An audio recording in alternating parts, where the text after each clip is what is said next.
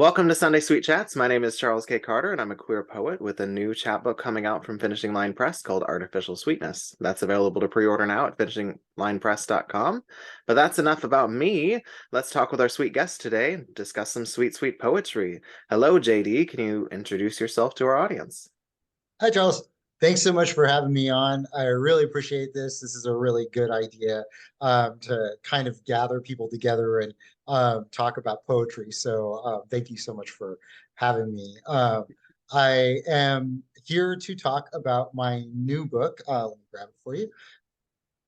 Can you see it? It's right here. It's called Kissing the Wound. It is from Moontide Press. It's my second full-length book, and I'll be reading something from there.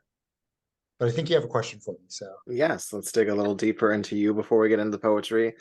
Since the series is about sweetness and sweet things, we have to know what satisfies your sugary urges when you have them. So I am kind of like a living Kirby, right? So if it's baked or candy or something like that, I'm all about it.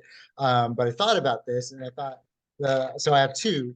I have my Haribo peaches. They're fantastic. They're all artificial to go with your title. And then Jelly Bellies. I couldn't find like the Jelly Belly. That's the total one that I want. I like, but it's the juicy pear ones. Oh God, those are so good. But yeah, those are my. I'm stuck in the middle of the airport, just nom nom nom away. That's me.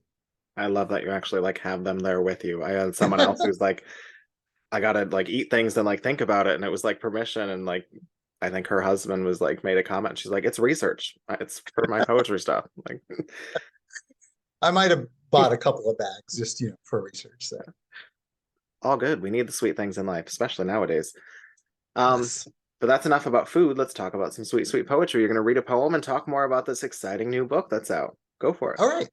Yeah. So um, I like I was saying, I have a friend who said, "Oh, I read some of your poetry, and it made me sad." And I thought, like, yeah, there's a lot of poetry that's sad, but I hope that we as poets always try to do something with that sadness, make it generative in some way. So this poem is called "What If We Were All Blameless?"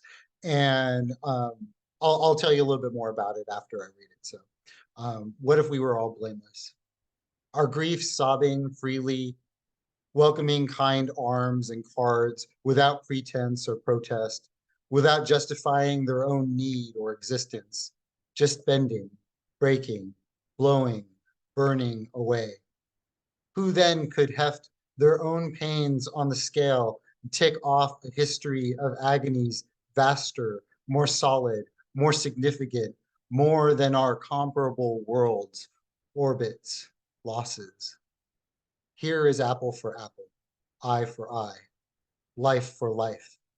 Afghan deserts studded with corpses, makeshift hospitals in Central Park, food lines, a dozen horn-shorn rhinos in their own blood.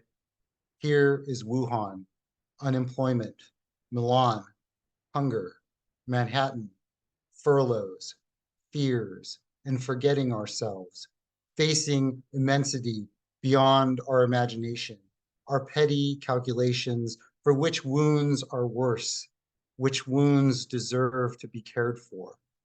We forgot the sparrow, the spine of grass, the ineffable grace we each possess, we each may give, or else offer the momentary mercy of our silence.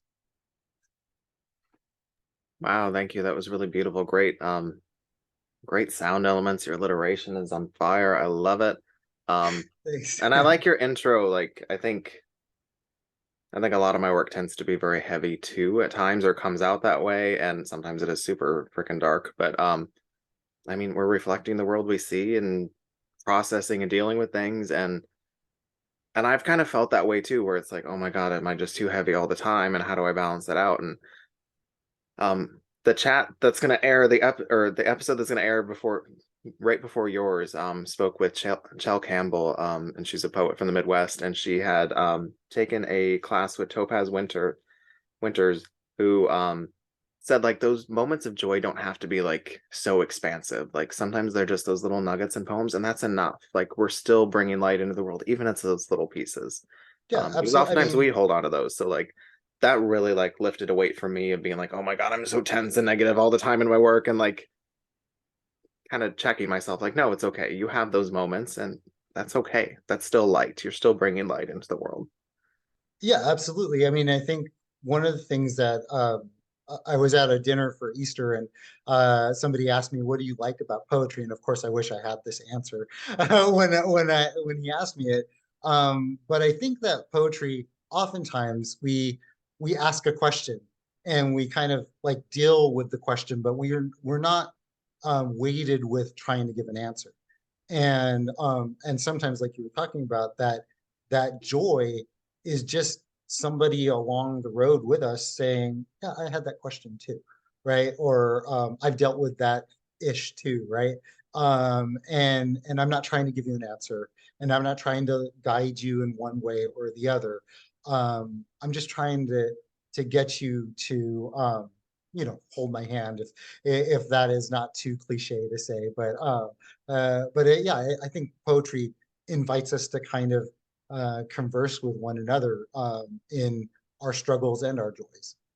I think that's really well stated, and kind of reminds me of the late Buddhist monk Thich Nhat Hanh. He has the philosophy of like we're all just walking each other home. Yeah, We're all yeah, just here to take care of each other. We're all on this journey together. Yeah, and I love that. I like we circle around things. We don't necessarily answer them. We're just kind of pointing each other, walking with each other through those journeys because we don't have the answers. And I love that about poetry that there isn't always an answer, but it's just to right. inspire thought and feeling and hopefully healing within ourselves. And I think that's great. But some people don't like that because there's so much audience involvement with that. But I love that and thrive on that. And that's that hey, poetry is so sad kind of thing.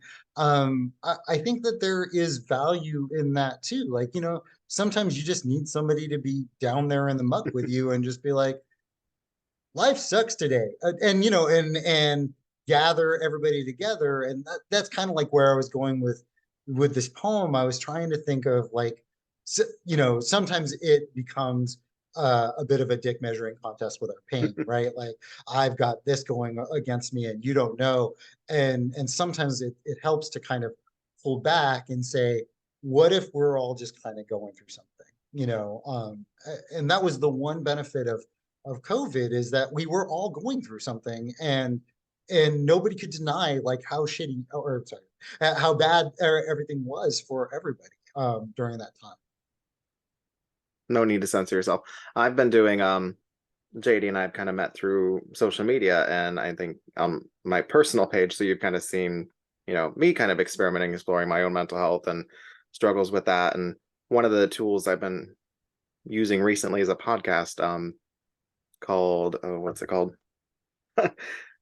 I should know it. It's by Brene Brown, who does a Oh lot yeah. with who's out of Texas.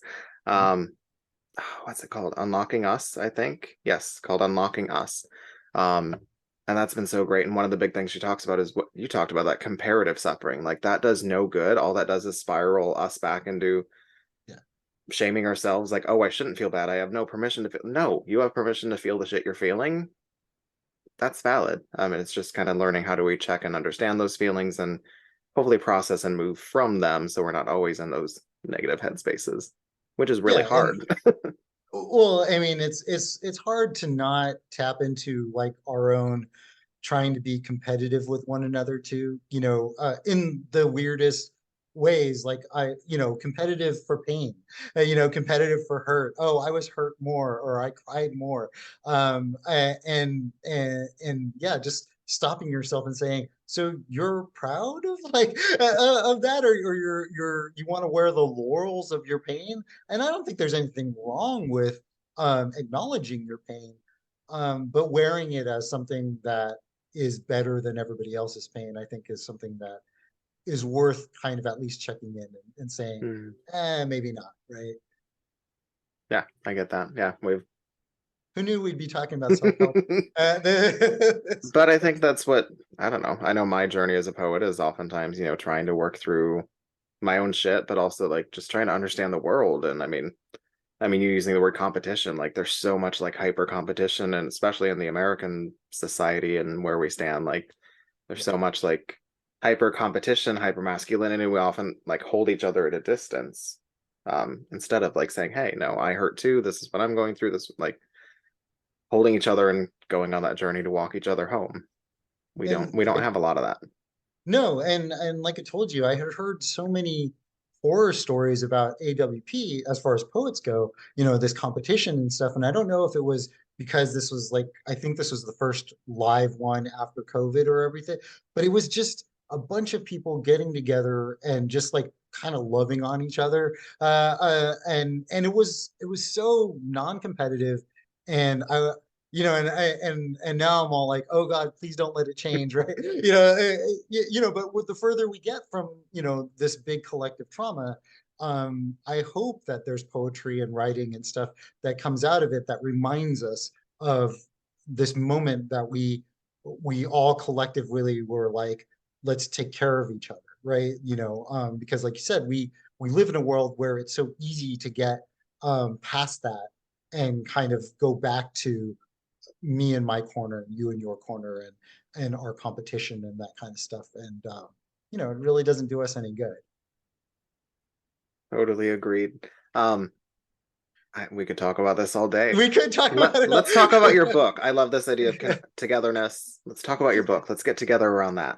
Yes, so my book came out in January. It's available either through Moontide Press or you can go anywhere that books are sold, Barnes Noble, Amazon. And it is called Kissing the Wound. And it is a meditation on how so many of our lives kind of fold in on one another. So all of the poems and pieces in it are about lives refracting on one another.